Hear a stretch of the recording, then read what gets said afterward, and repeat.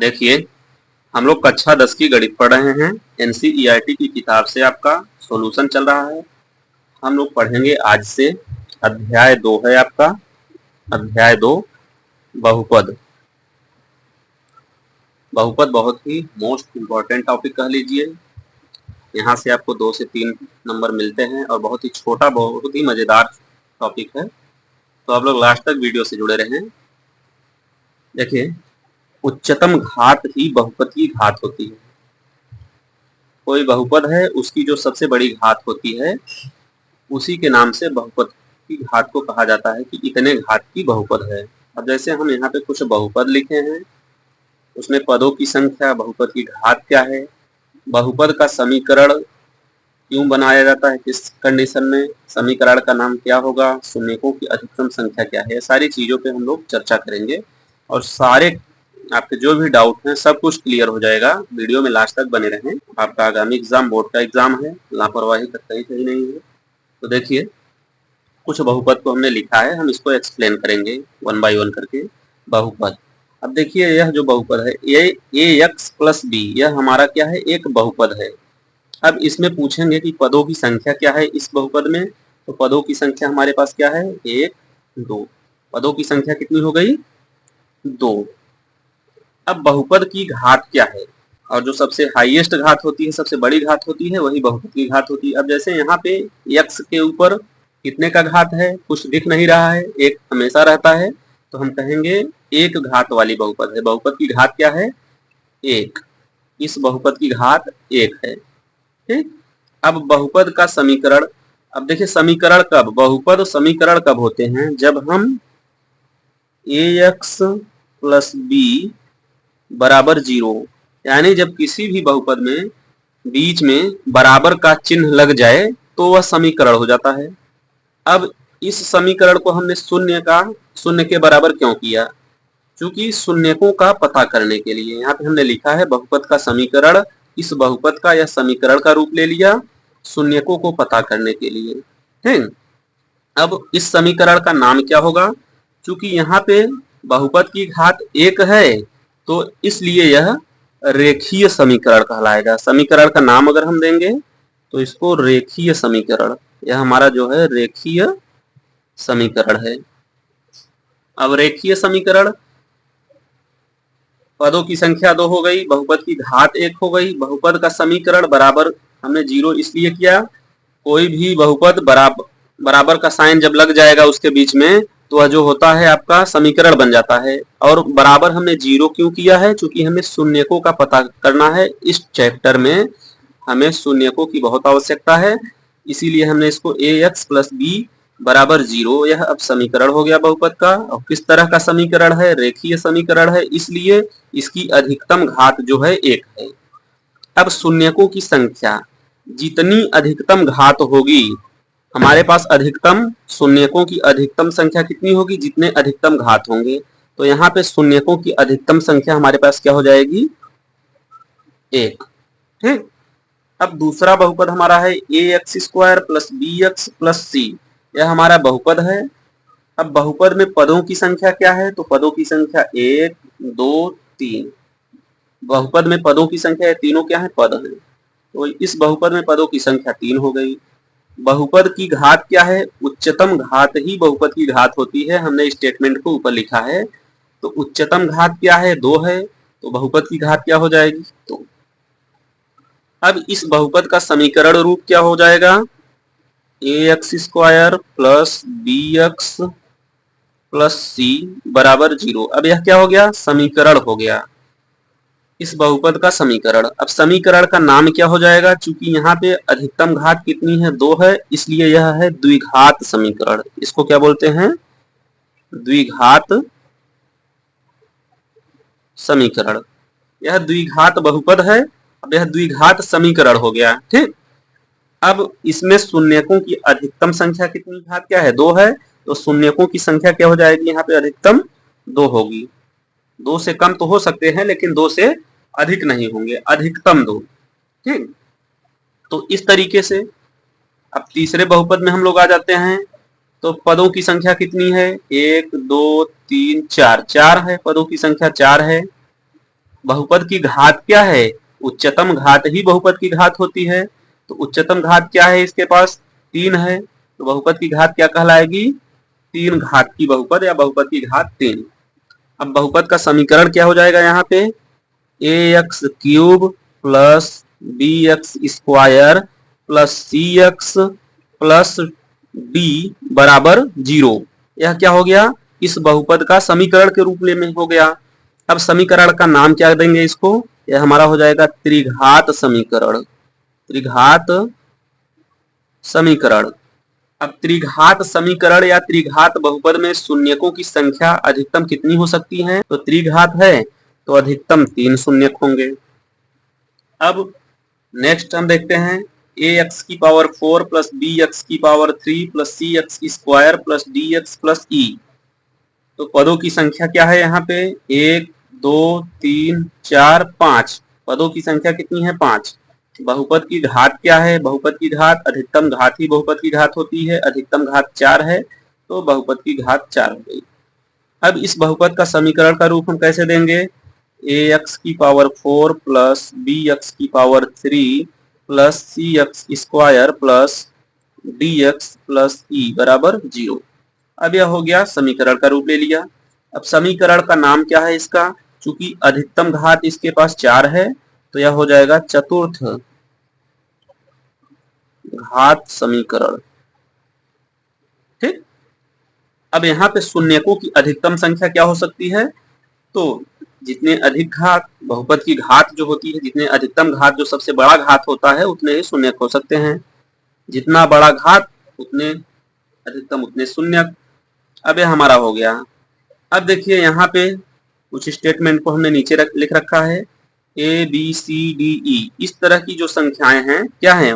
वास्तविक संख्या के रूप में हो सकती हैं। अब वास्तविक संख्या में आपका पूर्णांक भी हो सकता है, भिन्न भी हो सकता है दशमलव वाले भी नंबर हों या स्क्वायर रूट के अंदर यानी करड़ी के अंदर वाले भी नंबर हो। सभी के सभी वास्तविक होते हैं। हम लोगों ने जस्ट पिछले चैप्टर में वास्तविक संख्याओं में हमने यही सब पढ़ा था कि वास्तविक संख्या में परिमेय और अपरिमेय दोनों तरह की संख्याएं आती हैं। तो यहाँ भी ए बी सी डी ई की जगह पे कुछ भी कोई भी वास्तविक संख्या हो सकती है जो कि अचर, अस्थाई यानी फिक्स्ड, इसी को अचर भी बोलते हैं, अस्थाई भी बोलते हैं, अंग्रेजी में कांस्टेंट या फिक्स्ड भी बोलते हैं।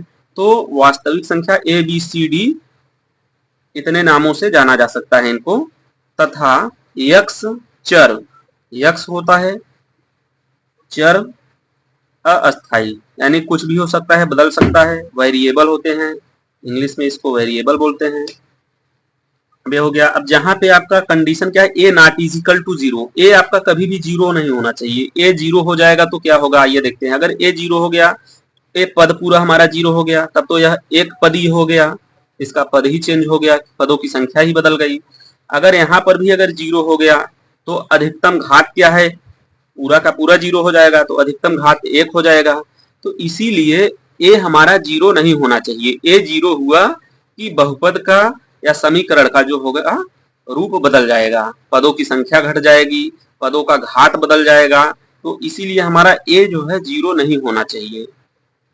और जो घात होगी, जो पावर्स होंगे यानी घात होंगे, चर वेरिएबल पर होंगे। यहाँ पे चर या वेरिएबल क्या है? यक्स है। तो घात जो भी होंगे यक्स के ऊपर होंगे। ठीक, तो ये रहा। अब देखिए शून्यक क्या है? शून्यक, अब इस टॉपिक में शून्यक शब्द बहुत मिलेंगे आपको। चर यक्स का ऐसा मान जो बहुपद के मान को शून्य कर दे। चर यक्स का ऐसा मान जो बहुपद के मान को शून्य कर दे, शून्यक कहलाता है। अब देखिए यहाँ पे हमने लिखा है बहुपद का समीकरण शून्यकों को पता करने के लिए। शून्यक कैसे पता करेंगे? जब हम उस बहुपद को समीकरण का रूप देंगे तभी हम शून्यक निकाल पाएंगे। और जो भी शून्यक आएगा अगर हम उसको बहुपद में रख देंगे, बहुपद में जिसका वैल्यू शून्यक है, जैसे चर राशि x है, अगर हमने रख दिया x की वैल्यू को तो पूरा बहुपद हमारा 0 के बराबर हो जाएगा। और ऐसे बहुत सारे वैल्यू हो सकते हैं जो बहुपद के मान को 0 कर दें। तो अगर हमारा रेखीय समीकरण या रेखीय बहुपद है तो वहां पे अधिकतम एक ही शून्यक होगा। और अगर हमारा द्विघात समीकरण या द्विघात बहुपद है तो इसके पास अधिकतम 2 शून्यक होंगे। त्रिघात है तो अधिकतम 3, चतुर्थ घात है तो अधिकतम 4 शून्यक होंगे। अभी कैसे होंगे हम सभी चीजों को निकालेंगे, आप लोग जुड़े रहें। देखिए शून्यक आपने पढ़ लिया, चर यक्ष का ऐसा मान जो बहुपद के मान को शून्य कर दे शून्यक कहलाता है। अब शून्यक कैसे निकालें, शून्यक कैसे निकालें, आइए इस पर हम लोग परोक्षित कर लेते हैं, थोड़ी चर्चा कर लेते हैं। जैसे हमारे पास रेखीय समीकरण, या पहले कह लेते हैं ax प्लस बी, यह हमारा क्या है, रेखीय बहुपद है। रेखीय बहुपद है, अगर हमको इसका शून्यक निकालना है तो हम क्या करेंगे, सबसे पहले इसको समीकरण का रूप देंगे, बराबर लगाएंगे। जब बहुपद में बराबर लगाते हैं तो वह समीकरण बन जाता है। अब यह हो गया समीकरण। अब समीकरण जब बन गया तो हम क्या करेंगे, बी को इसी साइड रहने, ए एक्स को यहीं पे रहने देते हैं और बी को जो है बराबर के दाहिनी ओर लेके आएंगे। तो हमारा यहाँ पे प्लस बी है, इधर आएगा तो माइनस बी हो जाएगा। अब एक्स को यहीं पे रहने देते हैं, चूंकि एक्स हमारा चर है और ए बी सी डी इस तरह की संख्याएं वास्तविक और अचर होती थी, अस्थाई होती थी। तो हम अस्थाई और अस्थाई, यानी कह लीजिए चर और अचर, कांस्टेंट और वेरिएबल, कई नामों से हम जान सकते हैं। यहाँ पे हमने लिखा है, आप लोग इसको नोट डाउन कर लीजिएगा। तो x की वैल्यू कितनी निकल के आ जाएगी हमारी, माइनस बी अपान ए। यह क्या है, x की वैल्यू, चर x का ऐसा मान जो बहुपद के मान को शून्य कर दे शून्यक कहलाता है। अब यहाँ पे x का मान निकल के आ गया माइनस बी अपान ए। तो रेखीय बहुपद जो होता है उसके पास सिर्फ और सिर्फ एक ही शून्यक होता है, जो कि यही है माइनस बी अपान ए। अगर हम इस माइनस बी अपान ए को बहुपद, हमारा बहुपद जो है ए एक्स प्लस बी हमारा बहुपद है, अगर हम यहाँ पे x की वैल्यू माइनस बी अपान ए रख देंगे तो इस बहुपद का मान जो है शून्य हो जाएगा। तो आइए हम रख के देख लेते हैं। ए है, x की जगह पे क्या रखेंगे हम, माइनस बी अपान ए रखेंगे, माइनस बी अपान ए और प्लस बी हमने रख दिया। अब x की वैल्यू को यहाँ से हम रख दिया बहुपद में, तो a से हमारा a कट जाएगा और माइनस बी से हमारा क्या कट जाएगा, प्लस बी कट जाएगा। हमें फाइनल रिजल्ट क्या मिला, 0। तो x का ऐसा मान जो बहुपद के मान को शून्य कर दे शून्य कहलाता है। और रेखीय बहुपद, रेखीय समीकरण के पास सिर्फ और सिर्फ एक शून्यक होता है, अधिकतम एक शून्यक हो सकता है, इससे अधिक नहीं। तो इस तरीके से हम लोग रेखीय बहुपद का शून्यक निकालते हैं। अब हम बात करते हैं द्विघात बहुपद। द्विघात बहुपद का शून्यक कैसे निकालेंगे, तो द्विघात बहुपद हमारे पास क्या है, A X square plus B X plus C, ये हमारा द्विघात बहुपद है। तो हमने सबसे पहले बहुपद को लिखा। अब हमें शून्यक निकालने के लिए हम क्या करेंगे, इसको समीकरण का रूप देंगे। समीकरण का रूप देंगे तो हम क्या करेंगे, इसको बराबर करेंगे, किसके, 0 के बराबर करेंगे। ठीक, तो हमने इस समीकरण को अब समीकरण बना दिया, बहुपद को समीकरण बना दिया। अब इसको निकालने के लिए द्विघात समीकरण में शून्यकों को निकालने के लिए हमारे पास दो तरीके हैं। एक तरीका ये है कि हम a और c का हम गुणा कर लें आपस में, और फिर b का हम सेकेंड स्टेप में दो भाग में b को बांट दें कि जिनका दोनों का आपस में हम अगर गुणा करें तो a c के बराबर आ जाए। ठीक, तो इस तरीके से a हो गया। और एक होता है, ये तो अभी हम ऐसे बता रहे हैं, अभी हम एग्जाम्पल लेके अच्छे से समझाएंगे। तो यह एक तरीका हो गया आपके पास। और दूसरा तरीका आपके पास फार्मूला होता है, फार्मूला होता है minus B plus minus square root के अंदर, यानी कर्ली के अंदर बी स्क्वायर माइनस 4ac अपान 2a। अब देखिए द्विघात समीकरण में हम कहते हैं अधिकतम दो शून्यक होते हैं, लेकिन यहाँ पे फार्मूला एक क्यों है, तो फार्मूला एक नहीं है, फार्मूला दो है। इसमें हम लोग क्या करते हैं, एक बार में इस प्लस को लेंगे, नीचे वाले माइनस को हटा देंगे, और दूसरी बार जब लेंगे तो प्लस को हटा देंगे। बस यही अंतर है, दोनों शून्यकों में इतने का फर्क आएगा। एक बार हम इस प्लस वाले को लेके हम फार्मूले को यूज करेंगे और एक बार हम इस माइनस को लेके, तो इसी में दो फार्मूले हो गए, दो शून्यक मिलेंगे। द्विघात समीकरण में अधिकतम दो शून्यक हो सकते हैं। तो इस तरीके से हम लोग द्विघात समीकरण को अभी जस्ट तुरंत बाद हम लोग एग्जाम्पल के जरिए इसको और क्लियरिटी इसमें लाएंगे और अच्छे से समझ में आ जाएगा आपको। अब देखिए त्रिघात समीकरण में कैसे निकालते हैं। सबसे पहले हम त्रिघात बहुपद को लिखते हैं, A X cube plus B X square plus C X plus D. अब यह हमारा बहुपद है और जैसे ही हमने बराबर का चिन्ह लगाया, यह क्या हो गया, समीकरण बन गया। अब देखिए इसमें हमको क्या करना होता है, इसमें हम थोड़ा अनुमान लगाते हैं। अनुमान लगाते हैं कि यक्स की कोई ऐसी वैल्यू हम रखेंगे जो इस बहुपद को या इस समीकरण को क्या कर दे, शून्य कर दे, इस बहुपद के मान को शून्य कर दे।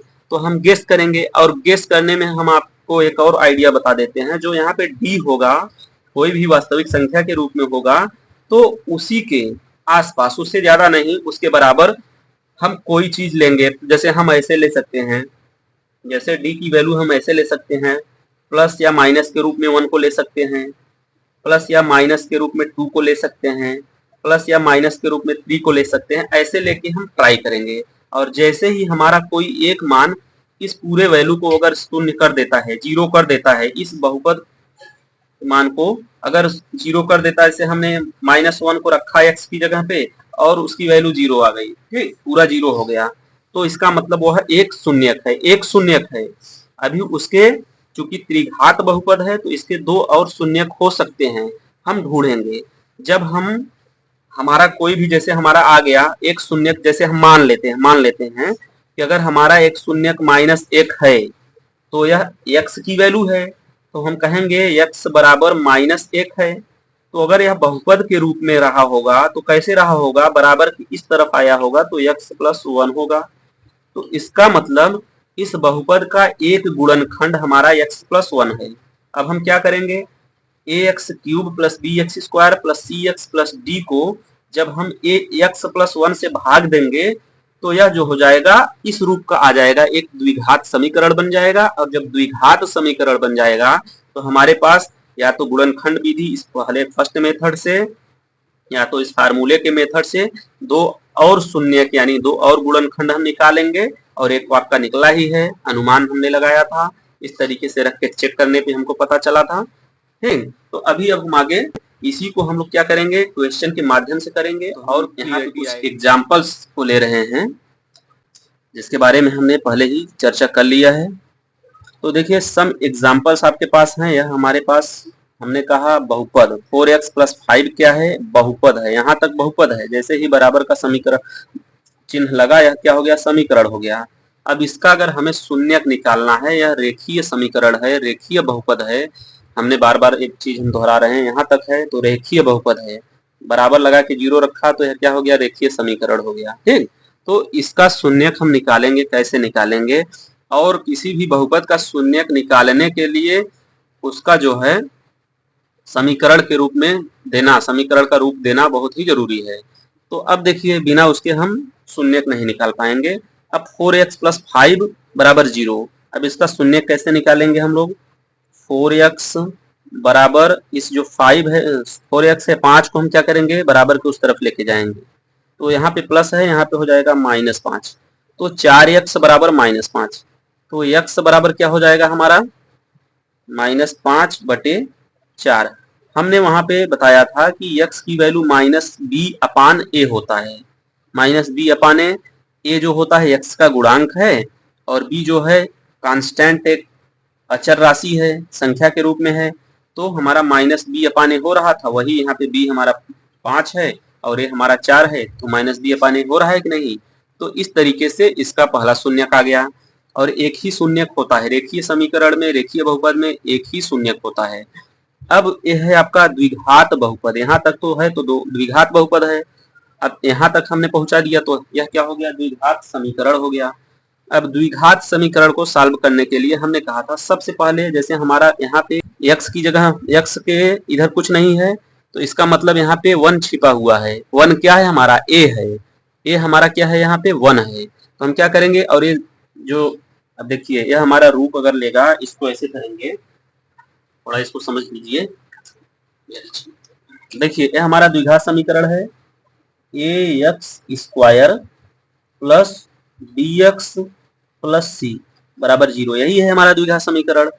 अब यहाँ तक है, c तक है, सिर्फ बराबर छोड़ दे तो यह बहुपद है, इधर आया तो समीकरण हो गया। अब हम इसमें क्या करते थे, a और c का गुणा करते थे आपस में। अब जैसे c यहाँ पे a की जगह पे कुछ नहीं है, तो यहाँ पे 1 हमारा छिपा हुआ है, 1 जो है छिपा हुआ है, तो 10 का 1 के साथ गुणा करेंगे, 10 × 9 = 10, 10 आ गया हमारा गुणनफल। a और c हमारा क्या आ गया, ac = 10 आ गया। अब हम बी को ऐसे भाग में विभाजित करेंगे कि गुणा करने पर हमारा क्या आ जाए, 10 के बराबर आ जाए। अब बी हमारा यहाँ पे क्या है, 7 है। बी हमारा क्या है, 7 है। अगर हम 7 को ऐसे कर दें, बी हमारा क्या है, 7 है, बराबर 7 है। अगर हम बी को 5 प्लस 2 में अगर हम विभाजित कर दें, जैसे हमारा बी क्या है, 7 है। बी का हम विभाजन करेंगे, दो भागों में बांटेंगे। दो भाग में अगर हम बी को बांटेंगे तो हम क्या करेंगे, 5 प्लस 2 बराबर 7 हो रहा है। और अगर हम 5 दूनी 10 दोनों का आपस में गुणा करते हैं तो 10 के भी बराबर हो जाता है। तो द्विघात समीकरण को ऐसे सॉल्व करते हैं, 10 एकन्नम 10, हमारा 10 हो गया। अब 10 को ऐसे भाग में बांटें कि जो है जोड़ने या घटाने पर इसके बराबर हो जाए और गुणा करने पे 10 ही आए। अब 10 एकन्नम 10। अब इसको हम क्या करेंगे, एक्स स्क्वायर, दूसरा पेन ले लेते हैं। जैसे देखिए अब हम सॉल्व कर रहे हैं, हमारा प्रोसेस क्या है, पहले हम 10 का 1 के साथ गुणा किए, ए के साथ, ए यहाँ पे कुछ नहीं है तो 1 है, 10 हो गया। अब एक्स स्क्वायर, इस पेन से ले लेते हैं, एक्स स्क्वायर प्लस, अब 7 है बी हमारा, बी को ए सी को हम ऐसे दो पार्ट में तोड़ेंगे कि जोड़ने या घटाने पे 7 के बराबर हो जाए। तो हमने देखा यह हमारा कितना आ रहा है, 5x प्लस 2x प्लस 10। इस तरह से टूट गया हमारा। अब क्या करेंगे, हम पेयर कर देंगे दो दो का। अब यहाँ से इन दोनों में से हमको क्या मिल रहा है, x कॉमन मिल रहा है, तो x को कॉमन ले लिए। यहाँ पे एक्स स्क्वायर है, हमने x कॉमन लिया था तो एक x बच गया आपके पास। फिर प्लस यहाँ पे एक ही x था, कॉमन ले लिए तो सिर्फ 5 बच गया, x प्लस 5 आ गया। अब फिर यहाँ पे क्या होगा, अब 2x प्लस 10 में क्या कॉमन है, दोनों जगह यानी 2 कॉमन है, तो हम क्या लेंगे, 2 कॉमन लेंगे, 2 कॉमन लेंगे। और फिर यहाँ से क्या बच गया, x बच गया।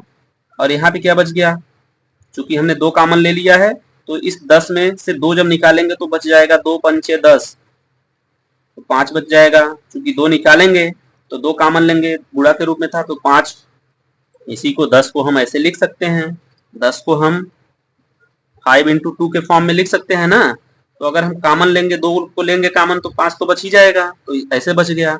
अब इस पूरे में अगर इन पूरे में क्या कॉमन है, इसमें तो यहाँ पे x प्लस 5 कॉमन है, तो एक बार हमने कॉमन ले लिया, फिर बचा क्या, x और यहाँ प्लस 2, तो x प्लस 2। तो जो यह है हमारे, ये दोनों क्या है जान रहे हैं, ये दोनों इस द्विघात बहुपद के गुणनखंड हैं, द्विघात बहुपद के गुणनखंड हैं। लेकिन हमने कहा हम इसके शून्य तभी निकाल सकते हैं जब हम इसको 0 के बराबर करेंगे, समीकरण का रूप दे देंगे तब। अब समीकरण का रूप जब देंगे तो हमारा एक बार हम लेंगे x प्लस 5 लेंगे, x प्लस 5 बराबर 0 लेंगे, तो यहां से हमको निकल के आ जाएगा, एक बार हम x प्लस 5 के बराबर 0 को लेंगे, एक बार x प्लस 2 के बराबर 0 को लेंगे। आइए हम लोग इधर लेते हैं, तो x प्लस 5 बराबर 0 और एक x प्लस 2 बराबर 0।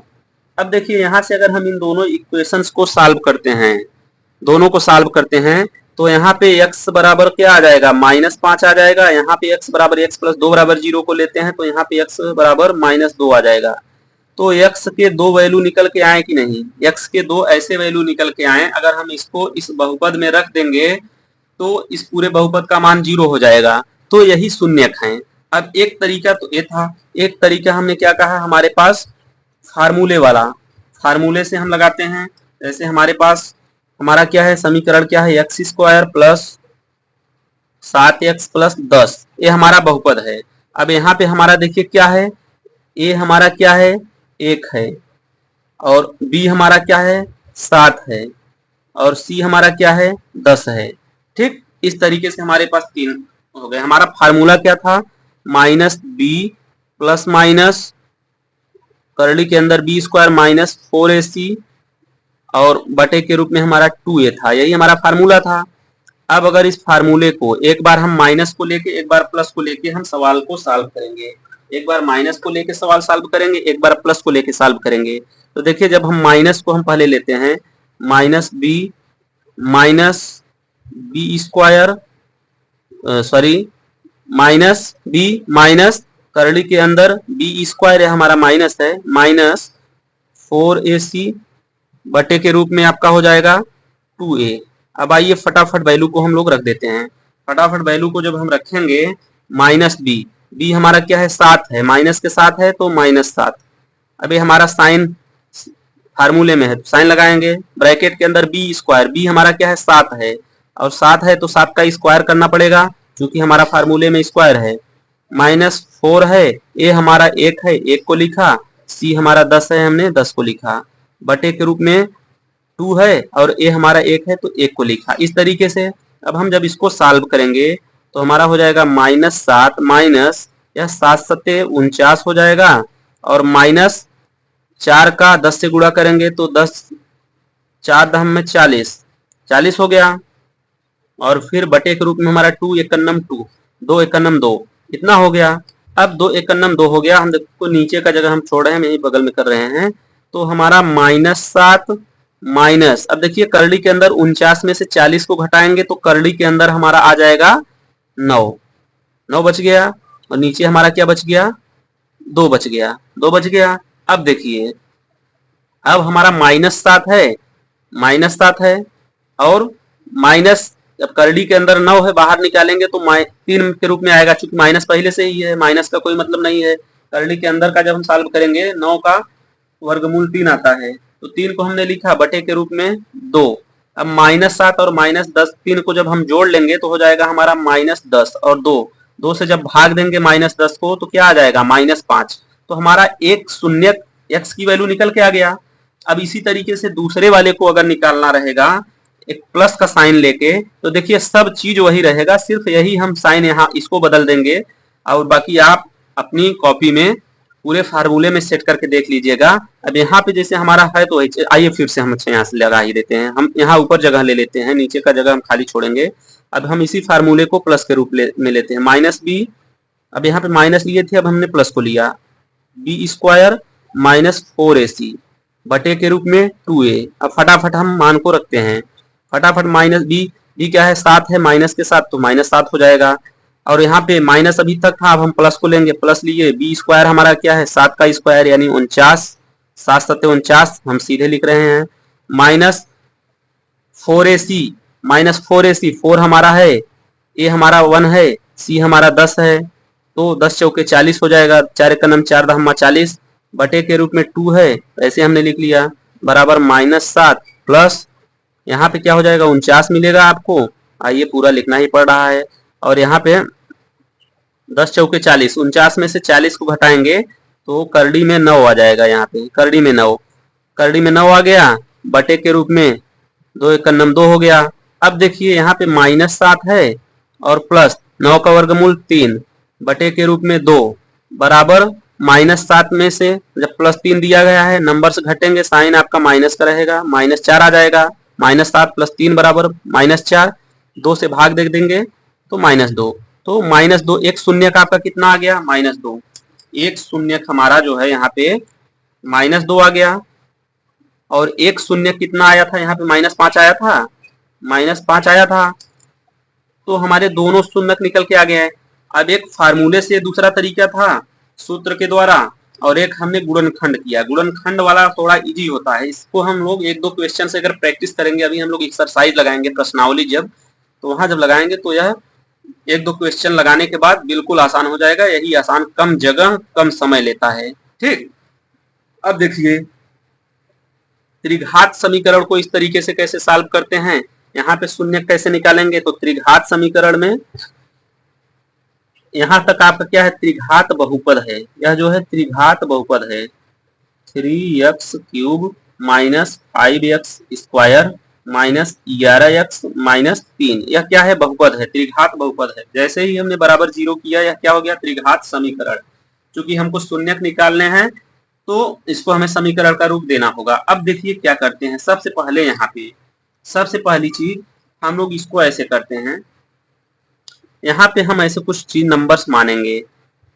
+-1 +-2 +-3, इस तरह के नंबर्स को लेके हम इसको गेस कराएंगे, मान को रखेंगे कि इसकी वैल्यू शून्य के बराबर हो रही है। चलिए हम एक बार सबसे पहले हम -1 को रखते हैं, हम एक बार -1 को रखेंगे, जहां जहां पे x है x की वैल्यू को x की वैल्यू को हम रखेंगे इतना, जो भी उपरोक्त है हम x की जगह पे यही सब रखना शुरू करेंगे। तो हम सबसे पहले -1 के साथ ट्राई करते हैं। तो जब हम -1 के साथ ट्राई करेंगे तो हो जाएगा हमारा 3x की जगह पे -1 रखेंगे होल क्यूब, -5 x की जगह पे यहाँ पे भी हम -1 रखेंगे, -11 है आपका, x की जगह पे -1 को रख देंगे, फिर -3 है।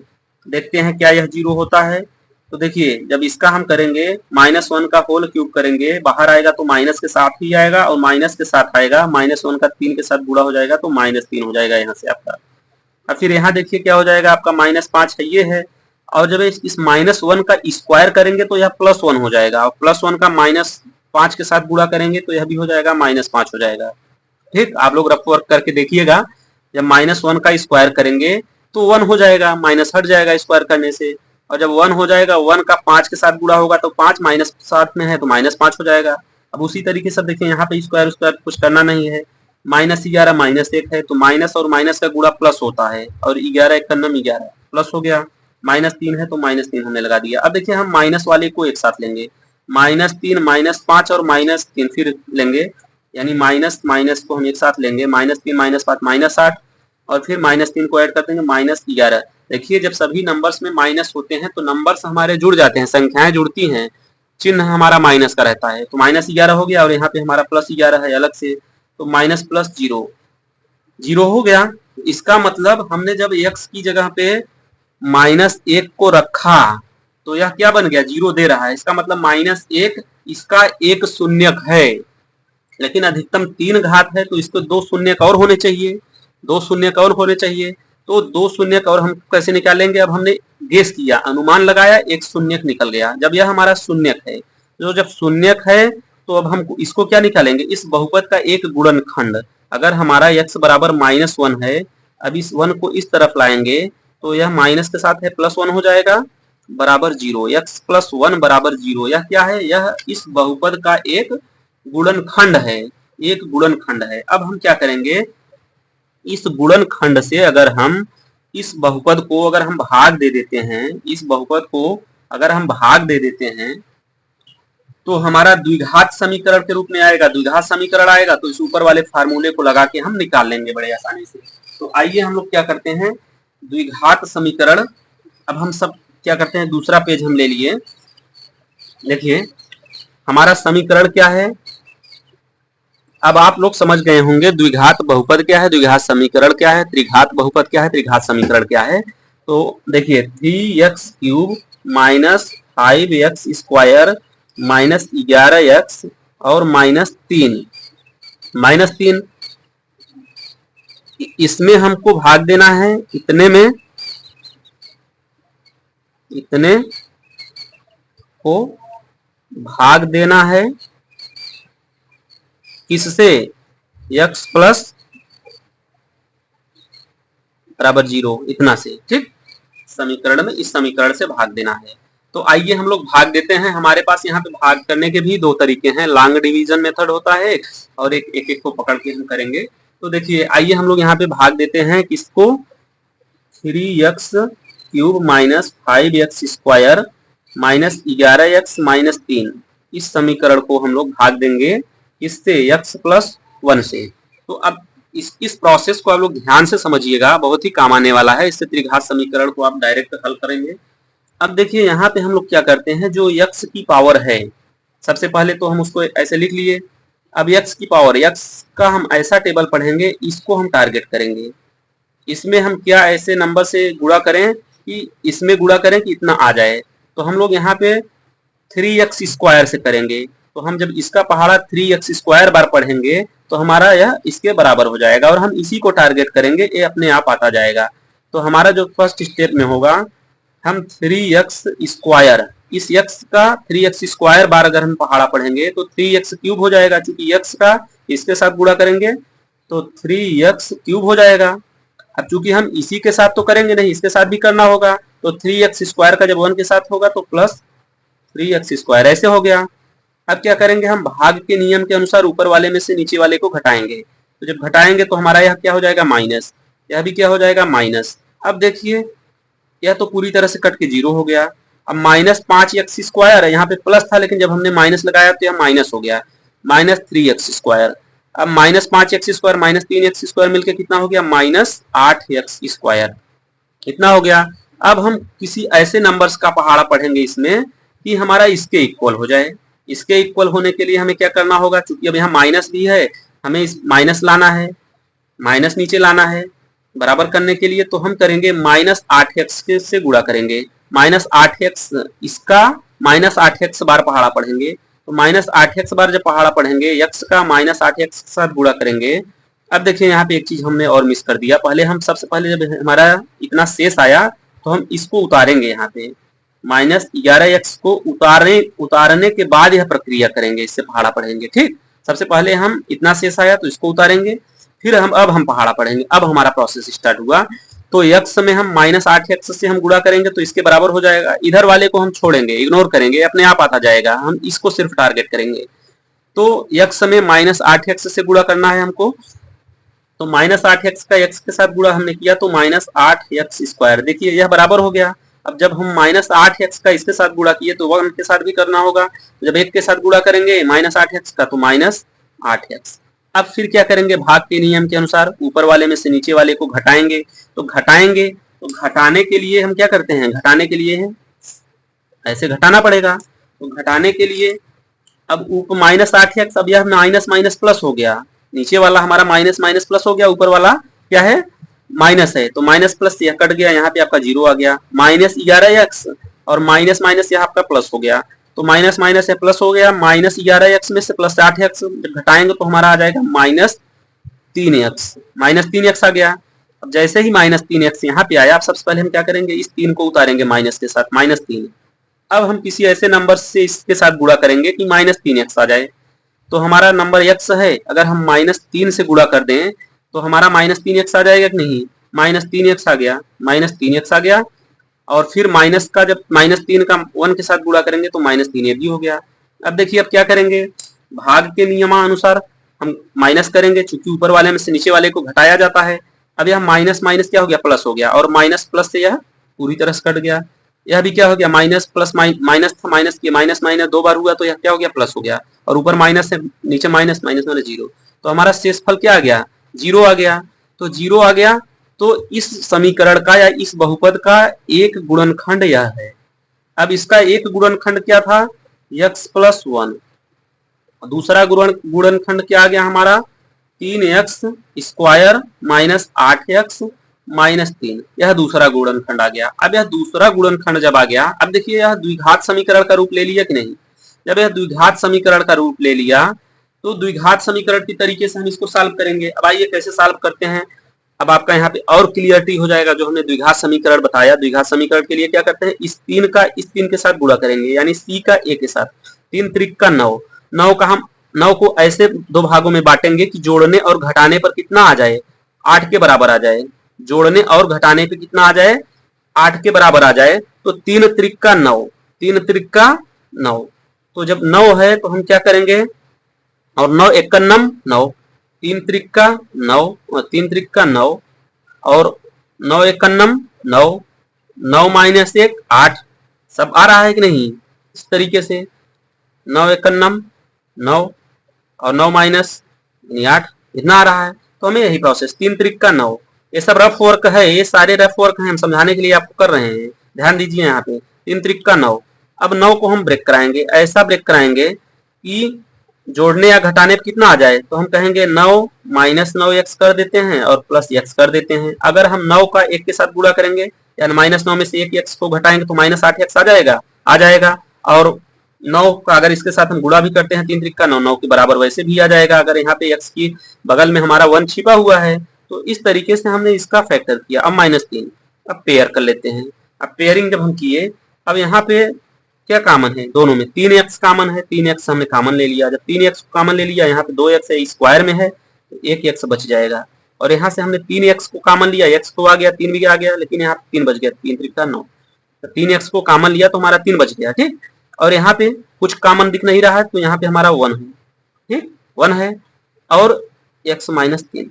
अब देखिए हमारे पास यहाँ पे 2 टर्म्स हो गए, यहाँ से यहाँ तक। अब इन दोनों में क्या कॉमन है, x plus sorry x minus 3 ये कॉमन है। अभी हमने एक बार फिर ले लिया। अब दूसरा क्या बच गया 3x प्लस 1, 3x प्लस 1 इतना आ गया, इतना बराबर 0। अब अगर हम यहाँ से शून्यक निकाल लेंगे तो हम x माइनस 3 बराबर एक बार 0 लेंगे, एक बार हम 3x प्लस 1 बराबर 0 लेंगे। अब जब यहाँ पे हम इसको लेंगे तो यहाँ पे x माइनस 3 बराबर 0 यानी x बराबर 3, एक शून्यक निकल के आ गया। अब यहाँ से करेंगे, इसको सॉल्व करेंगे तो 1 पहले बराबर कुछ तरफ जाएगा तो माइनस 1 हो जाएगा और इस 3 से हम डिवाइड करेंगे, नीचे आ जाएगा x बराबर एक वैल्यू x की ये निकल के आ जाएगी, एक वैल्यू ये निकल के आई और एक वैल्यू x की क्या निकल के आई थी -1। जब हमने अनुमान लगा के -1 को रखा था और वह सही बैठ गया था, एक ही बार में सही बैठ गया था। -1 उसका शून्यक था और तो उसका गुणनखंड हमने उस गुणनखंड को इस फॉर्मेट में बदल लिया था। तो हमारा क्या हो जाएगा, शून्यक क्या हो जाएगा, x बराबर एक पहला वाला वही था तो x बराबर -1। तो इस तरीके से इस त्रिघात समीकरण के त्रिघात बहुपद के 3 शून्यक और त्रिघात समीकरण के 3 गुणनखंड। अब गुणनखंड क्या क्या थे, तो एक गुणनखंड आपका था x प्लस 1 जिससे हमने भाग दिया, हमने पहले निकाला, और इसका द्विघात समीकरण के 2 गुणनखंड हमारे पास क्या क्या आए, एक आया था x माइनस 3 और एक आया था हमारा 3x प्लस 1, इतना आया। अब हम कह सकते हैं इसको हम क्या नाम दे सकते हैं, पेन चेंज कर देते हैं थोड़ा सा, ये हमारा हो गया त्रिघात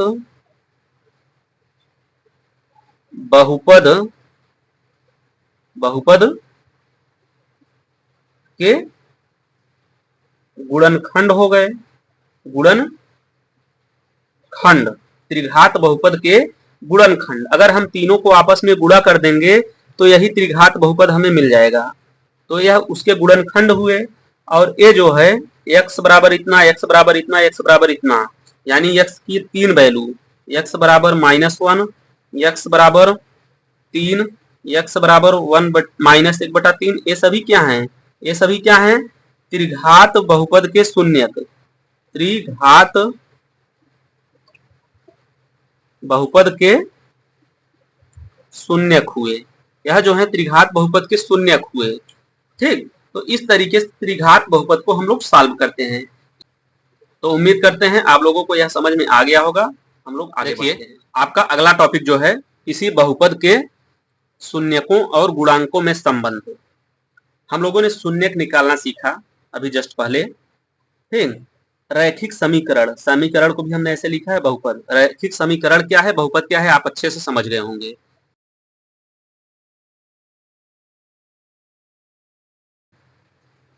अब देखिए जैसे रैखिक बहुपद क्या है, ax प्लस b, यह क्या है, रैखिक बहुपद है।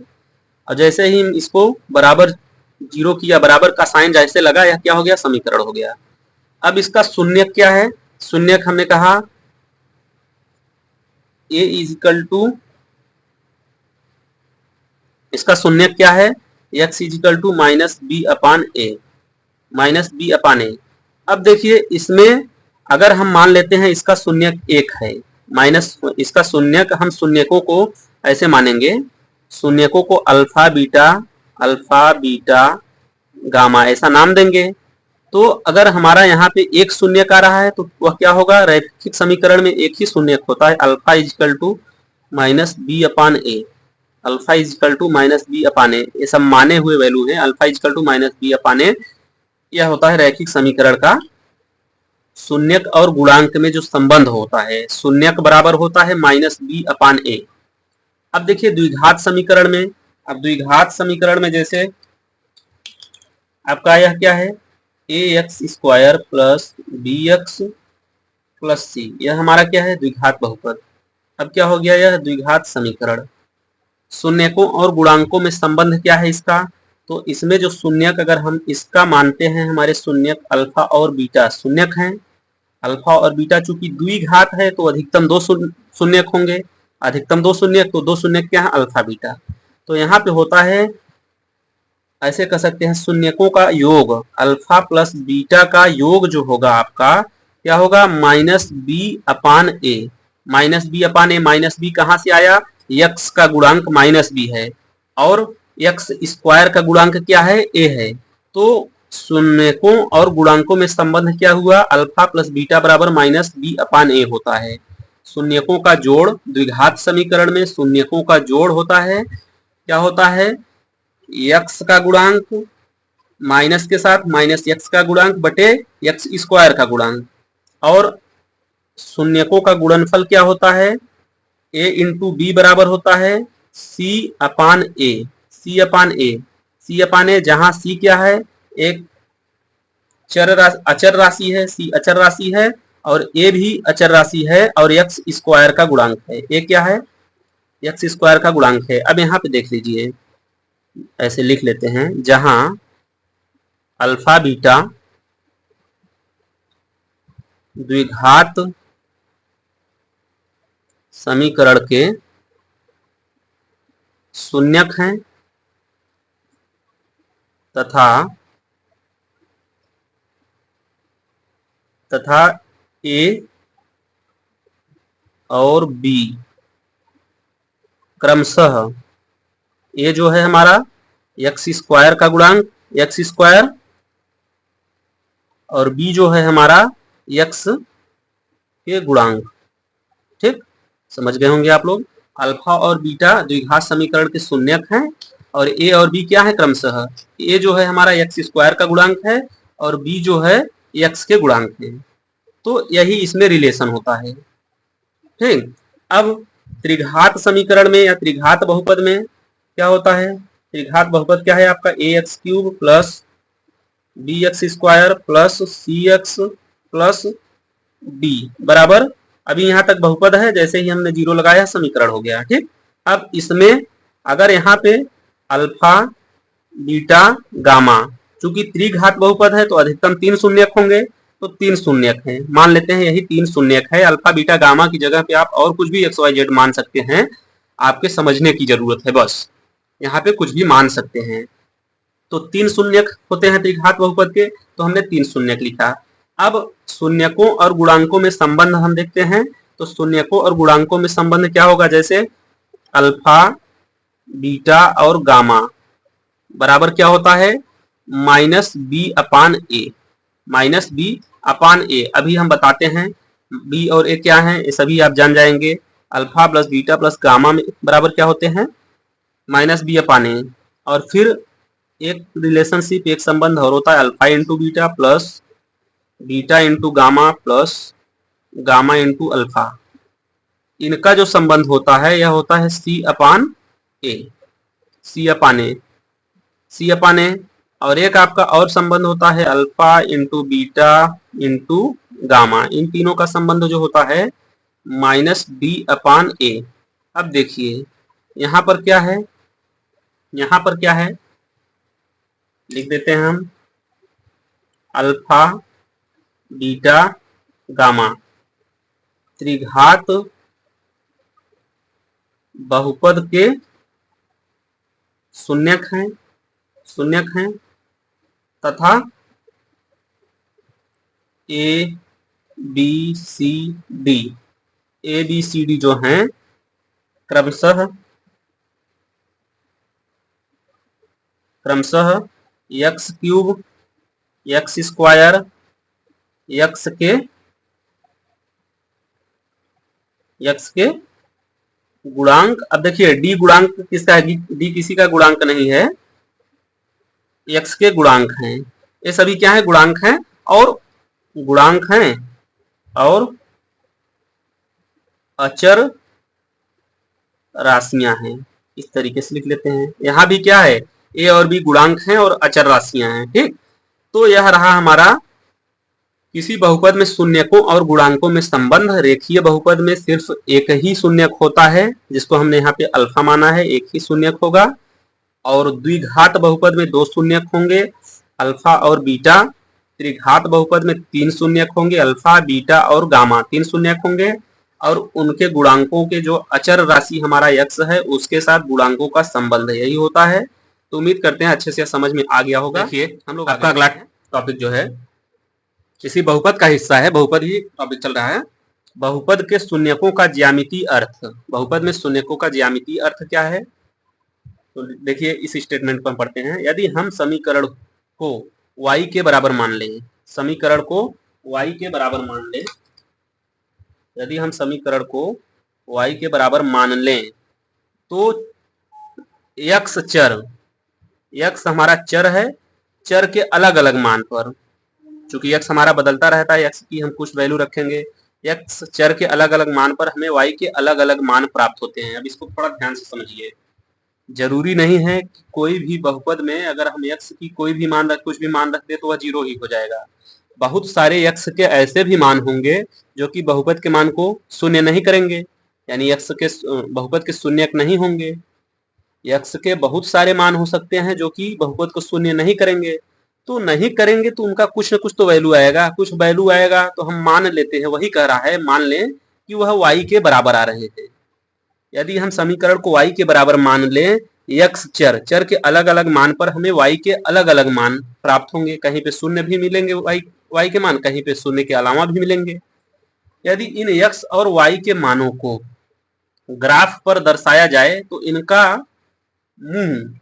इनका मुंह या तो ऊपर की ओर इस तरीके से खुला रहेगा, की ओर खुला होगा, या नीचे की ओर यानी इस तरह से खुला होगा, जिसे क्या बोलेंगे, परवलय, पैराबोला कहते हैं इंग्लिश में। ठीक, तो हमने कहा कि x के अलग अलग मान पर y के अलग अलग मान आ सकते हैं। जहां हम माने y क्या है, y पूरे समीकरण का मान होगा, x हमारा एक चर होगा। ठीक, जहां पे y पूरे समीकरण के मान को दर्शाएगा और x किसको दर्शाएगा, चर राशि को दर्शाएगा। तो हमारा चर जो होता है बदलता रहता है, अस्थाई होता है, तो उसके अलग अलग मान पे y का अलग अलग मान हमको मिलेगा। तो उसके दो कंडीशंस होंगे, अगर उनका ग्राफ में दर्शाया जाएगा तो उसका या तो मुंह ऊपर खुला होगा या तो नीचे खुला होगा, जिसे हम लोग परवलय या पैराबोला कहते हैं। अब इसमें तीन स्थिति बन सकती है। तीन स्थिति फर्स्ट, जैसे यह हमारा ग्राफ हो गया, यह हमारा y एक्सिस होता है, y एक्सिस, और यह हमारा जो होता है x एक्सिस, x अक्ष बोलते हैं। y अक्ष ऐसे होता है, लंबवत होता है, और x अक्ष लेटा हुआ होता है। ठीक, और दोनों जहां पे काटते हैं यही हमारा जीरो बिंदु होता है, बाकी 1 2 3 4 इस तरफ ऊपर नीचे ऐसे गिनतियां रहती है, यह हमारा ग्राफ होता है। तो अब पहली स्थिति, दो स्थिति हमने कहा, एक नीचे की ओर या तो इसका मुंह खुला रहेगा या तो ऊपर की ओर खुला रहेगा। और अगर नीचे की ओर खुल रहा है और यह यक्स वाली लाइन है, यह हमारी यक्स वाली लाइन है, नीचे की ओर खुला रहे चाहे ऊपर की ओर खुला रहे, यक्स वाली लाइन को जितनी जगह पर काटेगा यह पैराबोला हमारा परवलय वाला चित्र, उतने शून्यक होंगे हमारे। अब जैसे यहाँ पे देख रहे हैं, यहाँ पे काट रहा है, यहाँ पे काट रहा है, इस यक्स वाले लाइन को कितनी जगह काट रहा है, 2 जगह, तो इसके पास कितने शून्यक होंगे फर्स्ट स्थिति में। और हमने कहा यह नीचे की ओर खुला है, और या तो फिर अब देखिए सेकंड वाला क्या है, ऊपर की ओर खुला है, ऊपर की ओर खुला है, या तो नीचे खुलेगा या तो ऊपर खुलेगा। तो यहाँ पे देख रहे हैं आप, या तो ऊपर खुला है या तो नीचे खुला है। लेकिन स्थिति क्या बनी यहाँ पे, फर्स्ट स्थिति में इसके पास 2 शून्य, या तो यह देख रहे हैं 2 जगह काट रहा है तो 2 शून्य, मतलब जितनी जगह काटेगा उतने शून्य होंगे। और सेकंड स्थिति में क्या होगा, इस तरह से बन सकते हैं, नीचे खुला रहेगा या ऊपर खुला रहेगा, एक्स अक्ष को टच करता रहेगा, काटेगा नहीं, टच कर रहा है, दोनों जगह टच कर रहा है, एक्स अक्ष को टच कर रहा है इसी पॉइंट पे, यहाँ पे इस पॉइंट पे। तो एक्स अक्ष को छू भी लेगा तो वहां पे एक शून्य, जैसे एक शून्य, यहाँ पे क्या है, एक शून्य, कहीं काट नहीं रहा है। अब देखिए वाई अक्ष को काट रहा है नहीं काट रहा है निर्भर नहीं करता, शून्य के लिए क्या जरूरी है, एक्स अक्ष को काट रहा है कि नहीं। अब देखिए एक्स अक्ष को काट रहा है तो एक शून्य, एक्स अक्ष को 2 जगह काट रहा है 2 शून्य, एक जगह काट रहा है 1 शून्य। अब देखिए यहाँ पे क्या है, तीसरी स्थिति क्या हो सकती है, तीसरी स्थिति वाई अक्ष पे तो है लेकिन एक्स अक्ष को कहीं काट रहा है नहीं काट रहा है, तो कोई शून्यक नहीं होगा यहाँ पे। यहाँ पे एक्स अक्ष को कहीं काट रहा है नहीं काट रहा है, एक्स अक्ष पे कहीं नहीं काट रहा है, तो हमारा क्या है, यहाँ पे कोई शून्यक नहीं है। तो उम्मीद है आप लोग समझ गए होंगे कि सब मिला के यह हमारा परवलय का जो चित्र है, आकार है, यह एक्स अक्ष को जितनी जगह पे काटेगा उसमें उतने ही शून्यक होंगे। यही है इस शून्यकों का ज्यामितीय अर्थ, यही निकलता है। और इसके अलावा कुछ याद रखने वाली बातें हैं, इसको आप लोग याद रख लीजिए। कुछ याद रखने वाली बातें, जैसे हमारा B square minus 4ac, B square minus 4ac यह द्विघात समीकरण को लेके है, द्विघात समीकरण के लिए अप्लाई होगा। तो बी स्क्वायर माइनस 4ac जो है हमारा, अगर यह 0 से बड़ा है, 0 से बड़ा है तो मूल जो होंगे, जो शून्यक होंगे, मूल मतलब शून्यक, शून्यक, ठीक, मूल का मतलब शून्यक से ही है, कहीं कहीं शून्यक देता है, कहीं कहीं मूल देता है, कंफ्यूज ना होइएगा। तो मूल वास्तविक और अलग अलग होंगे, यानी अगर हमारा ए वाला value B square minus 4ac, इसी को डी से दर्शाते हैं और इसी को विविक्तर बोलते हैं, डी से दर्शाते हैं और विविक्तर बोलते हैं। अगर हमारा डी 0 से बड़ा है तो हमारे जो शून्यक होंगे वास्तविक होंगे और अलग अलग होंगे, दो शून्यक होंगे चूंकि यह द्विघात समीकरण पे अप्लाई होता है, दो होंगे दोनों अलग अलग होंगे, वास्तविक होंगे, ठीक। और अगर हमारा यह D B square minus 4ac हमारा किसके बराबर है, यानी डी है, विविक्तर डी, तो यह अगर हमारा 0 के बराबर है, 0 के बराबर आता है, तो हमारा मूल जो होगा क्या होगा, मूल हमारा वास्तविक होगा और समान होंगे, यानी जो दो वैल्यू निकल के आएंगे, दो शून्यक दोनों क्या होंगे, समान होंगे। और तीसरा कंडीशन यहाँ पे क्या है, अगर डी हमारा जो है, डी हमारा जो है 0 से अगर छोटा हो जाएगा, यह वाला साइन यह बताता है कि डी 0 से छोटा है, तो जब डी हमारा 0 से छोटा होगा, 0 से छोटा कब होगा, जब माइनस में हो जाएगा, 0 से छोटा तभी होगा जब माइनस में होगा।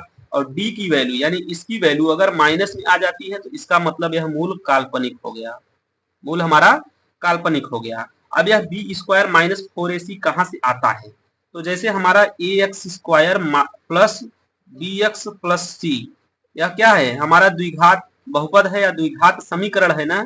तो अगर हम जैसे b की जगह पे कोई नंबर होगा, जैसे हम ले लेते हैं एक सवाल हमने जो पिछला लगाया था, या पिछला चलो वो तो हमको याद नहीं है, कोई सवाल जैसे हमने ले लिया, यहाँ पे हम रख कर रहे हैं, जैसे हमारा 3x स्क्वायर प्लस 4x और प्लस 5, इस तरीके से हमारा समीकरण है। अगर हम रखते हैं बी स्क्वायर की जगह क्या रखेंगे, 4 को रखेंगे, तो 4 चौके 16 हमारा हो जाएगा। फिर माइनस 4 हमारा फार्मूले से है, ए हमारा क्या है यहाँ पे 3 है और सी हमारा क्या है 5 है। अब हमने 4 3 12 5 60, 16 में से 60 को घटाएंगे तो 16 हमारा कम है, 60 अधिक है, तो हमारा उत्तर कितने में आएगा, माइनस में आएगा। कितना आएगा, माइनस 44 आएगा, माइनस 44 आएगा। अब यह माइनस 44 क्या है, 0 से छोटा है, चूंकि माइनस में है, तो 0 से जब छोटा हुआ तो मूल क्या हो गया, हमारा मूल काल्पनिक, इसके मूल काल्पनिक होंगे, ठीक। तो इस तरीके से आप इसको लेके ट्राई करिएगा, और अगर डी की वैल्यू 0 से बड़ी आए तो मूल वास्तविक होंगे, दो अलग अलग मूल आएंगे। अगर 0 के बराबर आएगा तो मूल वास्तविक होंगे, लेकिन दोनों मूल समान होंगे, बराबर होंगे, और इस तरीके से आया तो मूल काल्पनिक होंगे। उम्मीद करते हैं क्लास अच्छी लगी होगी, वीडियो को ज़्यादा से ज़्यादा लाइक और शेयर करिए, चैनल को तो सब्सक्राइब करिए। मिलते हैं नेक्स्ट वीडियो में, टेक केयर, बाय।